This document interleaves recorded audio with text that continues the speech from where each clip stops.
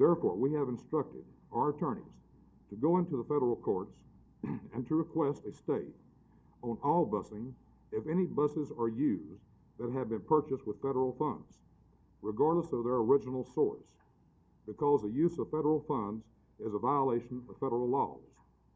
We are already facing an increase of approximately $12.25 million in our school budget, and this does not include approximately $1 million more to be used for buses.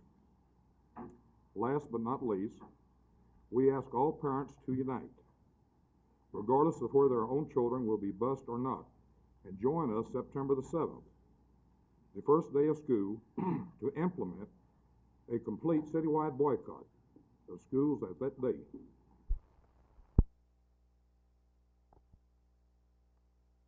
I propose that he ask of the Supreme Court that all judicial action involving busing to achieve racial balance be stayed indefinitely. I also propose that he ask the United States Congress to draft an amendment to the Constitution that will settle once and for all the basic rights of each child and each parent in this situation in the manner that was outlined by our founding fathers. I also propose that he order all executive agencies to withdraw at once from all judicial activities involving busing to achieve racial balance that are unresolved. This is within his power under the Constitution.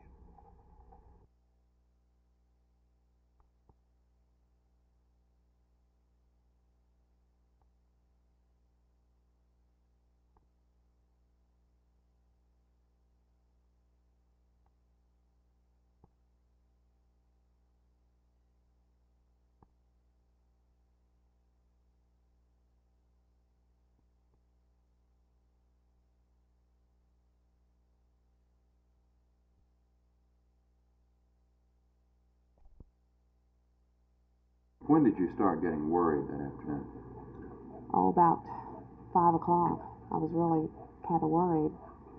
I thought she should have called or something, to let me know if something had gone wrong. And she never called, so I waited till 5:30 and 6:30, and she just never showed up. And so I finally waited till 8 o'clock, and I called the police. When she didn't get there by about 8 o'clock, what was your reaction then? What did you think? I don't know. I knew it had to be kidnapping or something, because she had plenty of opportunity to call. I just had this feeling that she had kidnapped my baby. Do you think you'll see Melissa again? Well, I can't give up hope. I've got to keep hoping, I guess. I want to see her. I've got to see her again. I just can't give up hope.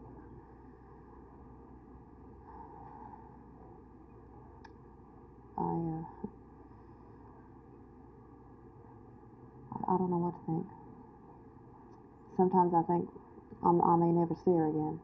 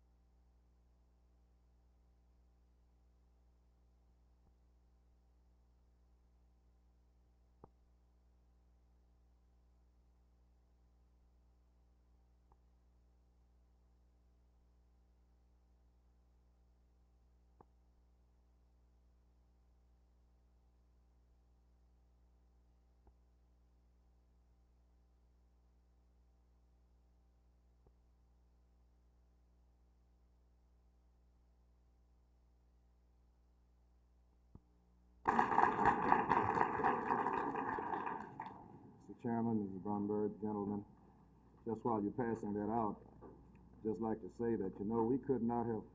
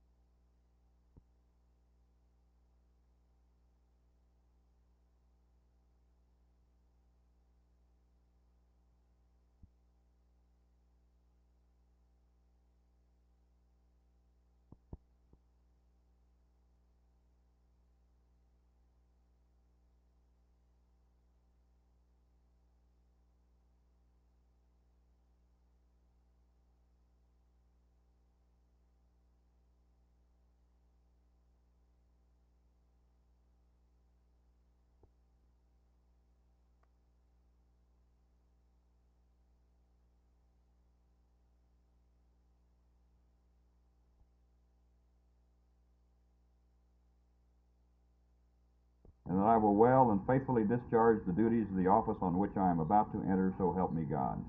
and that I will well and faithfully discharge the duties of the office on which I am about to embark. So help me God. Congratulations.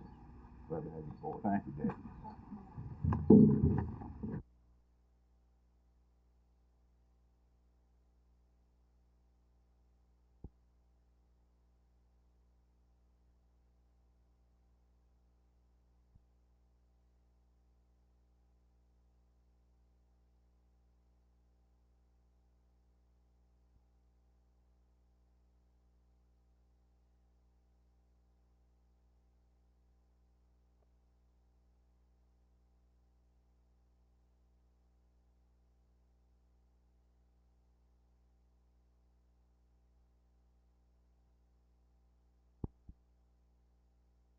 What exactly did you expect the telegram to accomplish?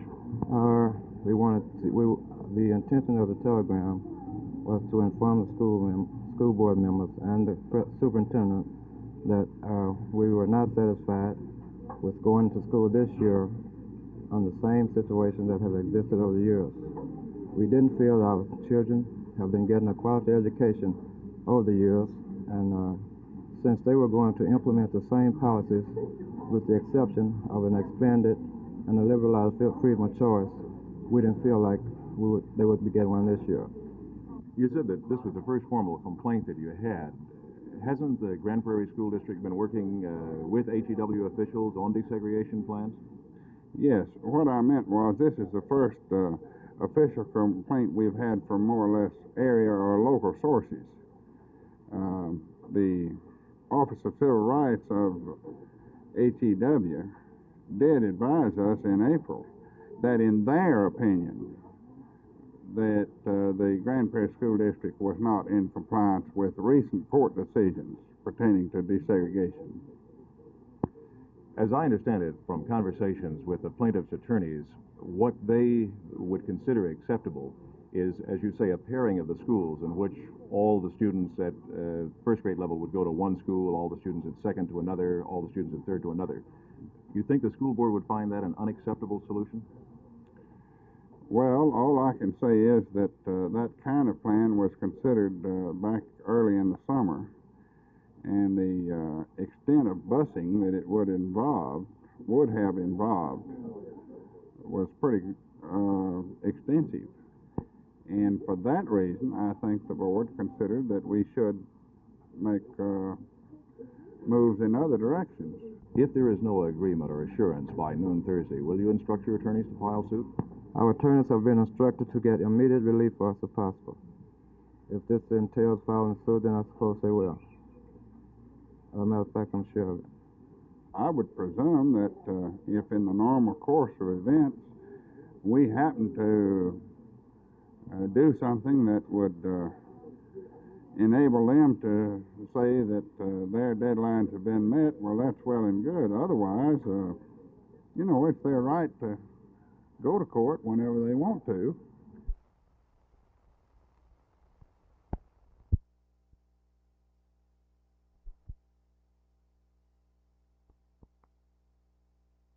There is no question then that if the $1.50 garbage fee prevails, there is going to have to be some kind of ad valorem tax increase. Exactly.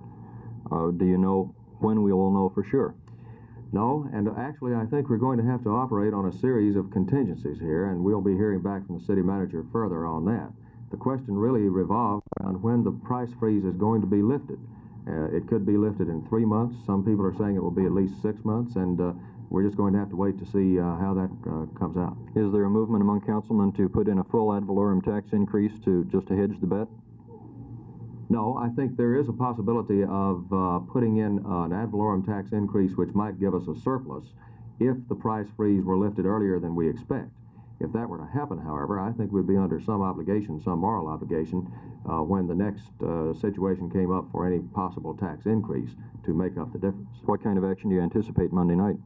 I would say that Monday night will be like many budget hearings. It will be our opportunity at that time, the city council, and our responsibility at that time to hear the public, to hear how they feel, an ad valorem tax should be administered, and then weigh it with our own intelligence on the situation and come up with the best possible decision.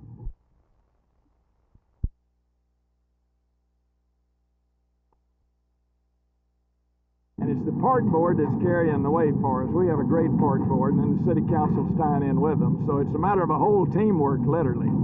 Looking a little beyond the acquisition of the land, do we have any guarantee that when the Trinity is a park that it won't become cluttered with automobile bodies and old refrigerators and so on again? But you know the nice thing about it, and that's why it's so important, it's absolutely essential that we have it under a park authority so that we don't just let anybody drop anything out there in it. It's got to be a beautiful green belt, and I think it's going to be a showplace for America. We'll have the largest park in the world right here in Dallas, and the main thing is it'll be right in the middle of the city where everyone can enjoy it.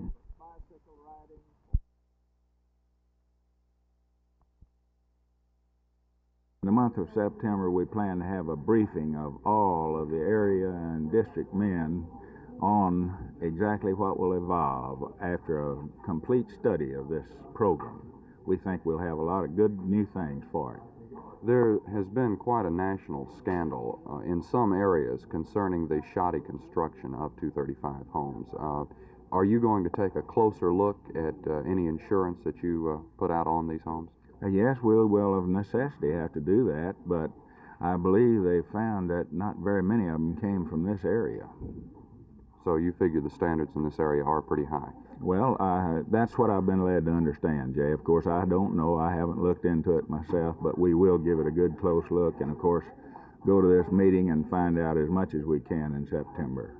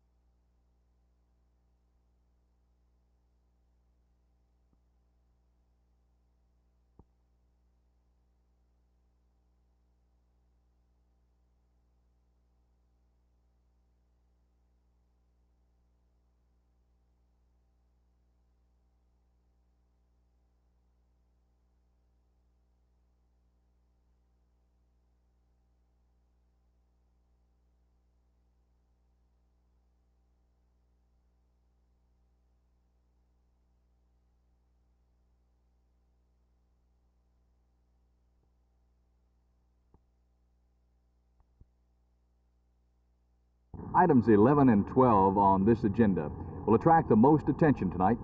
11 calls for adoption of the budget, while 12 will set the tax rate. The system is requesting a budget of $66.25 million, about $250,000 below last year's figure. The administrators figure that the tax rate for the system should remain the same as last year. That's $1.86 per $100 valuation. Property in the school district is assessed on 55% of its valuation. Also on tonight's agenda will be consideration of a lease agreement between the Fort Worth Transit Authority and the school district for cluster busing. This system has ordered buses from the state. They will probably not be available until January or February, and the cluster busing situation starts with the opening of school next Monday. There's been some indications that tonight, as has been the case over the past several board meetings, that several groups of concerned citizens will address the board to show opposition to the cluster busing desegregation plan. The meeting is scheduled to begin at 7:30 tonight. Jerry Park, Channel 8 News, on the move, Fort Worth.